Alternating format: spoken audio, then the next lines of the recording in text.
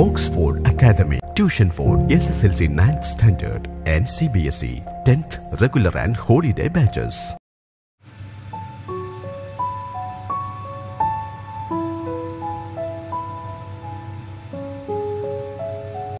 Hello friends, welcome to Oxford Academy. 10th class Hindi പാഠഭാഗത്തിലെ ഹതാശ സെ ഏക് വ്യക്തി ബൈഠ് ഗയാ താ എന്ന ടിപ്പണിയാണ് നമ്മൾ ഇന്ന് പഠിക്കാൻ പോകുന്നത്. വിനോദ് കുമാർ ശുക്ല രചിച്ച ഹതാശ സെ ഏക് വ്യക്തി ബൈഠ് ഗയാ താ എന്ന കവിതയ്ക്ക് നരേഷ് സക്സേന എന്ന കവി നൽകിയ മനോഹരമായ ഒരു ആസ്വാദന കുറിപ്പാണിത്. മനുഷ്യനെ ജാതിയും മതവും പദവിയും തിരിച്ചു വേർതിരിക്കുന്ന ഇന്നത്തെ സമൂഹത്തിനു മുന്നിൽ മനുഷ്യത്വം എന്ന മഹത്തായ കാഴ്ചപ്പാടിലേക്ക് വിരൽ ചൂണ്ടുകയാണ് ഈ കവിത. പേരും പദവിയും വിലാസവുമല്ല, മറിച്ച് ഒരു മനുഷ്യന്റെ സങ്കടങ്ങൾ മനസ്സിലാക്കുക എന്നതാണ് ഒരു മനുഷ്യനെ അറിയുക എന്നതിന്റെ യഥാർത്ഥ മാനദണ്ഡം എന്നതാണ് ഈ കവിതയുടെ പ്രധാന ആശയം. നമുക്ക് പാഠഭാഗത്തിലേക്ക് കടക്കാം. നമുക്ക് വിനോദ് കുമാർ ശുക്ല രചിച്ച ഹതാശ സെ ഏക് വ്യക്തി ബൈഠ് ഗയാ താ എന്ന കവിത ആദ്യമായി പരിചയപ്പെടാം. ഹതാശ സെ ഏക് വ്യക്തി ബൈഠ് ഗയാ താ, നിരാശയോടെ ഒരു വ്യക്തി ഇരിക്കുന്നുണ്ടായിരുന്നു. വ്യക്തി കോ മേ നഹി ജാൻതാ താ, ആ വ്യക്തിയെ എനിക്കറിയില്ലായിരുന്നു. ഹതാശ കോ ജാൻതാ താ, നിരാശയെ അറിയുമായിരുന്നു. ഇസ്ലിയെ മേ ഉസ് വ്യക്തി കെ പാസ് ഗയാ, അതുകൊണ്ട് ഞാൻ ആ വ്യക്തിയുടെ അടുത്തേക്ക് പോയി. ഇവിടെ കവിതയുടെ ആദ്യ 4 വരികളിലൂടെ തന്നെ വളരെ പ്രസക്തമായ ഒരു സാമൂഹിക വിഷയമാണ് കവി നമ്മോട് ചർച്ച ചെയ്യുന്നത്. കവി നെ ദേഖാ കി ഏക് വ്യക്തി നെ ഹതാശ സെ ബൈഠ് ഗയാ താ, ഏതോ ഒരു വ്യക്തി നിരാശയോടെ ഇരിക്കുന്നത് കവി കാണുന്നു.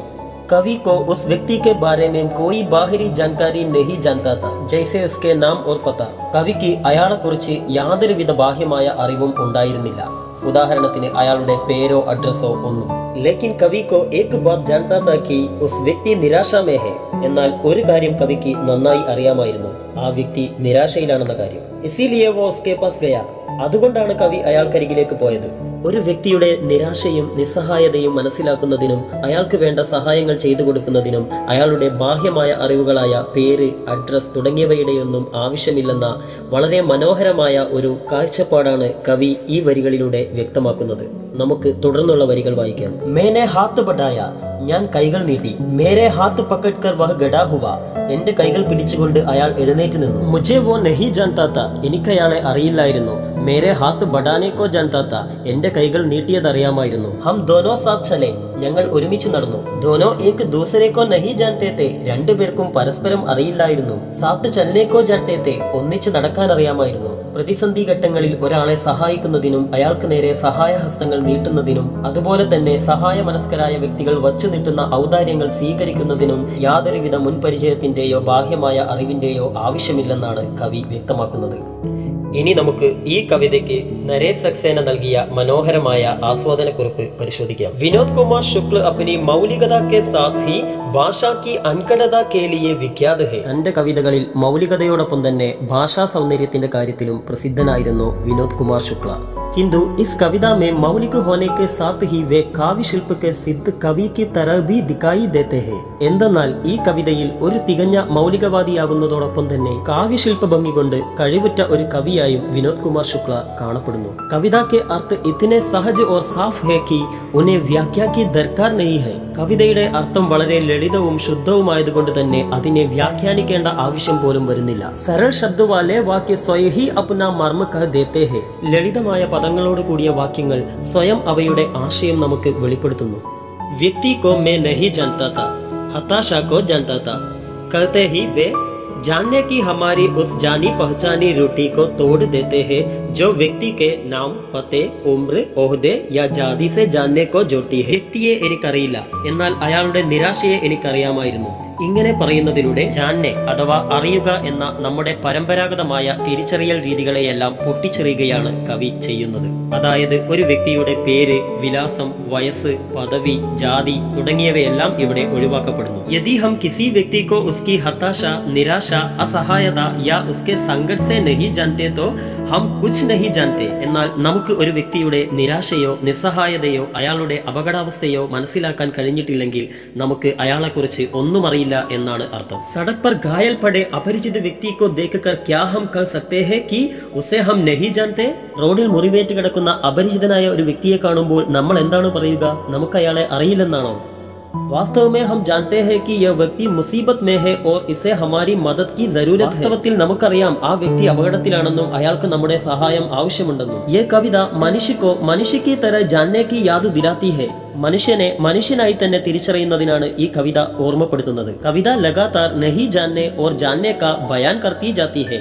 ശില്പ की इस बारी कारीकारी को देखे കവിതയിൽ നഹി ജാന്നെ അറിയില്ല, ജാന്നെ അറിയുക തുടങ്ങിയ വാക്കുകളുടെ ആവർത്തിച്ചിട്ടുള്ള വിവരണങ്ങൾ നോക്കൂ. ശില്പഭംഗിയുടെ സൂക്ഷ്മമായ അവതരണം തന്നെ നമുക്ക് കാണാം. वो मुझे नहीं जानता था, हाथ बढ़ाने को जानता था, हम एक दूसरे को नहीं जानते थे, साथ साथ चलना जानते थे.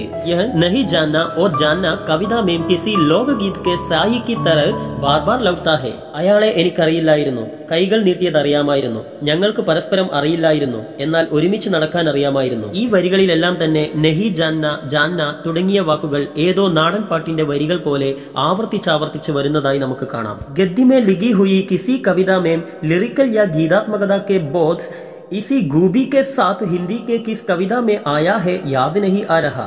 ഗദ്യരൂപത്തിൽ ഹിന്ദിയിൽ എഴുതപ്പെട്ടിട്ടുള്ള ഏതെങ്കിലും ഒരു കവിതയിൽ ഇത്രയും സുന്ദരമായി കാവ്യഭംഗിയും താളവും ഒത്തുചേർന്ന് എഴുതിയിട്ടുണ്ടാകുമോ എന്ന് എനിക്ക് ഓർമ്മ പോലും വരുന്നില്ല.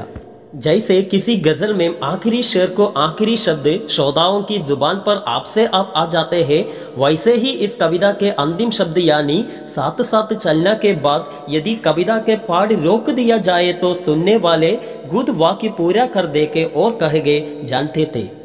ഗസലുകളിൽ അവസാന വരികളിലെ അവസാന ശബ്ദം കേൾവിക്കാരുടെ നാവുകളിൽ ആവർത്തിച്ചാവർത്തിച്ച് വരുന്നത് പോലെ തന്നെ ഈ കവിതയിലെ അവസാന ശബ്ദങ്ങളായ സാത്ത് സാത്ത് ചൽന എന്ന വാക്കുകൾക്ക് ശേഷം കവിത നിർത്തിയാൽ പോലും കേൾവിക്കാർക്ക് സ്വയം അവിടെ ജാൻതേത്തെ എന്ന് ചേർത്ത് വെക്കാൻ സാധിക്കും. ഒരു സാധാരണക്കാരന് പോലും എളുപ്പത്തിൽ ഗ്രഹിച്ചെടുക്കാവുന്ന രീതിയിലാണ് ഈ കവിത എഴുതപ്പെട്ടിട്ടുള്ളതെന്നാണ് നരേക് സക്സേന ഈ ഉദാഹരണങ്ങളിലൂടെ വ്യക്തമാക്കുന്നത്.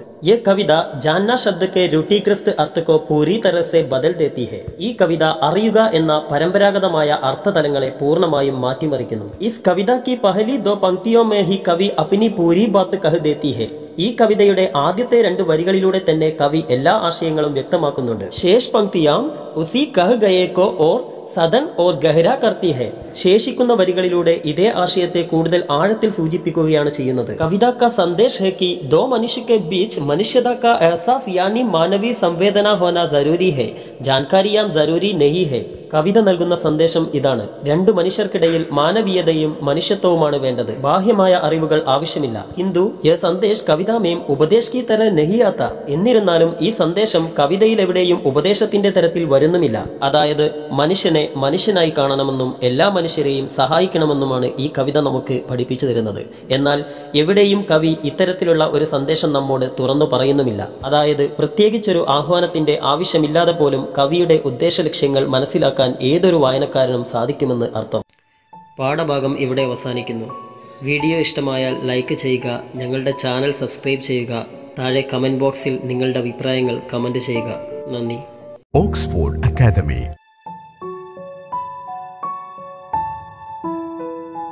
ശരാശരിക്കാരായ വിദ്യാർത്ഥികളെ പോലും മികച്ച നിലവാരത്തിലേക്ക് ഉയർത്തുന്ന അധ്യാപന രീതി, സൗജന്യ നൈറ്റ് ക്ലാസുകൾ, മാത്സ്, ഹിന്ദി, ഇംഗ്ലീഷ് പഠന ക്യാമ്പുകൾ, ലൈബ്രറി സൗകര്യം. നിങ്ങളുടെ അഡ്മിഷൻ ഇപ്പോൾ തന്നെ ഉറപ്പാക്കുക. Oxford academy.